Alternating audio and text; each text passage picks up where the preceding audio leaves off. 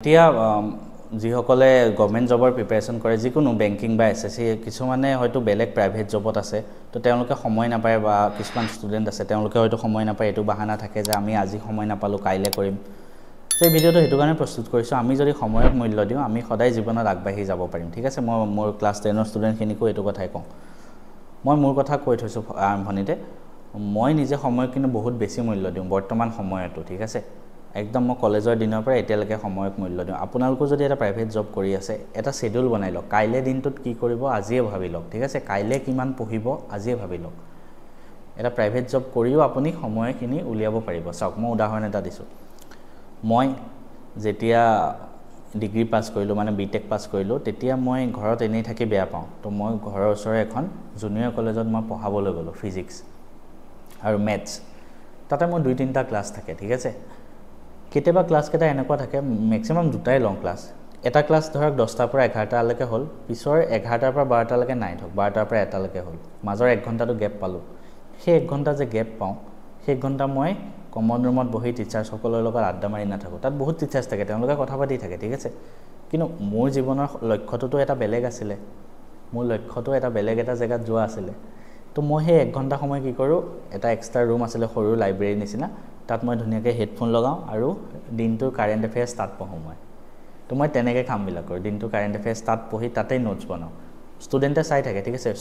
এনেকুৱা এজন টিচাৰ আছিলোঁ মই তেতিয়া ষ্টুডেণ্টে মোক চাই মটিভেট হয় যে আমাৰ টিচাৰজনে এনেকৈ কষ্ট কৰে আজৰি সময়ত তো আমিও কৰিব পাৰিম চ' ময়ো আপোনাক কৈছোঁ আপুনি জব কৰি আছে ঠিক আছে প্ৰাইভেট জব কৰি আছে বা এজন ষ্টুডেণ্ট হয় বা এছপিৰেণ্ট হয় আপুনি সময় নাপায় বুলি কয় কিন্তু প্ৰত্যেকটো সময়ৰ যদি মূল্য দিয়ে আপুনি আপোনাৰ ওচৰত বহুত সময় আছে উদাহৰণ এটা দিছোঁ আপুনি ধৰক নিজৰ ঘৰৰ পৰা জবলৈ যায় বাছত যায় সেইখিনি সময়ত কিবা এটা ভিডিঅ' চাই যাওক কিবা এটা পঢ়ি যাওক জবৰ মাজত যিমানখিনি সময় পায় লাঞ্চ টাইম পায় সেইখিনি সময়ত এখন কিতাপ পঢ়ক যিয়ে প্ৰিপাৰেশ্যন নকৰক বেংকিং কৰক এছএছসি কৰক আছাম গভৰ্ণমেণ্ট কৰক APSC কৰক যিয়ে নকৰক সেইখিনি সময়ত এটা লাগতিয়াল বস্তু এটা চাওক লাগতিয়াল কিতাপ এখন চাওক তেতিয়া আপোনাৰ নিশ্চয় সফল হ'ব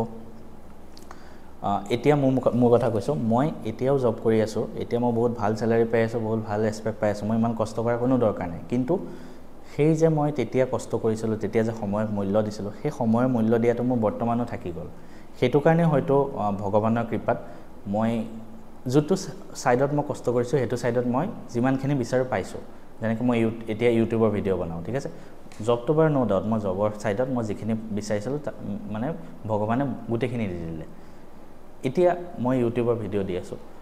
সেইটো ছাইডতো মই কষ্ট কৰোঁ ঠিক আছে সেইটো ছাইডত মই সময় গুৰুত্ব দিওঁ আৰু সেইটো কাৰণে মোৰ আজি মেথছ এণ্ড ফিজিক্স চাবৰ 87,000 ছাবস্ক্ৰাইবাৰ্ছ মোৰ মেথছ এণ্ড ফিজিক্স চাব এপ্লিকেশ্যনটো 5,000+ ডাউনলোডছ তাৰ পৰা এতিয়ালৈকে মোৰ ইনকাম 6 লাখ প্লাছ হ'ল ছমাহত তো এইখিনি বস্তু মই সময়ক মূল্য দিছোঁ কাৰণেহে পাৰিছোঁ আজি মোৰ অফিচতে চাওক মোৰ অফিচত জব কৰা কাৰো মোৰ নিচিনা এনেকুৱা ছাইড মানে ফ্ৰীলেন্সিঙে কওক বা আপুনি যি নকওক ভিডিঅ' বনোৱা কাৰো নাই কোনো সময়ো নাপায় সেইখিনিৰ কাৰণে কিন্তু মই প্ৰত্যেকটো সময়ক মূল্য দিওঁ আৰু সেইটো কাৰণে মই এইখিনি কৰি আছোঁ আৰু আপুনি এজন এছপিৰেণ্ট হয় আপুনি এটা জব কৰি আছে তাৰ মাজত আপোনাৰো নিশ্চয় সময় ওলাব তো এটা উদাহৰণ দিছোঁ কেনেকৈ আপোনালোকে সময়টো মেইনটেইন কৰিব লাঞ্চ টাইমত ধৰক এখন কিতাপ পঢ়িলে অফিচৰ পৰা আহি থাকোঁতে এখন কিতাপ পঢ়িলে যদি বাছত অহা যোৱা কৰে অফিচৰ পৰা আহি অলপমান ফ্ৰেছ হ'ল 6টা বজালৈকে ফ্ৰেছ হৈ যাব পাৰে বা 7টালৈকে ধৰিলোঁ 7টালৈকে ফ্ৰেছ হৈ যাব পাৰে তো আপোনালোকে কি কৰিব 7টাৰ পৰা 10টালৈকে 3 ঘণ্টা পঢ়িব পাৰে চাওক 3 ঘণ্টা বহুত সময় হয় 10টালৈকে পঢ়ি খানা চানা খাই 11টাত শুই যাওক ৰাতিপুৱা 11টাত শুই 6 ঘণ্টাই ধৰক শুলে কাৰণ জব যিহেতু আপুনি কিবা এটা বস্তুৰ কাৰণে কষ্ট কৰি আছে অকণমানতো ছেক্ৰিফাইচ কৰিবই লাগিব তো 6 ঘণ্টা শুলে ধৰক 11টাত শুলে 5টা বজাত উঠিব পাৰে মই ধৰিলোঁ 6টাতে উঠিলে 7 ঘণ্টাই শুলে ধৰক 7 ঘণ্টাটো মেক্সিমাম মানুহৰ কাৰণে মোৰ মতে মই এতিয়াও 7 ঘণ্টা শুওঁ 6টা বজাত উঠিলে 6টাৰ পৰা 8টা 9টালৈকেতো পঢ়িব পাৰিব জবত যোৱালৈকে তো ৰাতি 3 ঘণ্টা ৰাতিপুৱা ধৰক 2 ঘণ্টা 5 ঘণ্টা যিকোনো এটা জবৰ কাৰণে আপুনি যদি 5 ঘণ্টা দিয়ে আৰু 6 মাহ কণ্টিনিউৱাছ কষ্ট কৰে আপোনাৰ কাৰণে এনাফ সেইটো ঠিক আছে আপোনাৰ কাৰণে সেইটো এনাফ আপুনি সেই জবটো নিশ্চয় পাব আপোনাক কোনো ৰখাব নোৱাৰে ঠিক আছে কিয় কৈছোঁ কাৰণ তাৰ মাজত বন্ধৰ দিনকেইটাও থাকিব বন্ধৰ দিনকেইটাত আপোনাৰ ছেটাৰডে ছানডে বন্ধ থাকিব বা ছেকেণ্ড ছেটাৰডে ছানডে বন্ধ থাকিব আপোনাৰ লগৰখিনি ট্ৰিপ মাৰিব যাব আপুনিও তেওঁলোকৰ লগত ট্ৰিপ মাৰিব গুচি যাব কিন্তু সেইটো নকৰি যদি আপুনি সেই ছেটাৰডে ছানডে গোটেই দিনটো সময় দিয়ে মই ধৰি ললোঁ ছেটাৰডে ছানডে 10 ঘণ্টা পঢ়িলে বহুত বেছি হয় সেই টাইমখিনি ঠিক আছে পঢ়িবৰ বাবে আপুনি 6 মাহত তেনেকৈ নিজক প্ৰিপেয়াৰ কৰক অফিচ খোলা দিনত 5 ঘণ্টা পঢ়ক অফিচ বন্ধৰ দিনত 10 ঘণ্টা পঢ়ক আপুনি চাব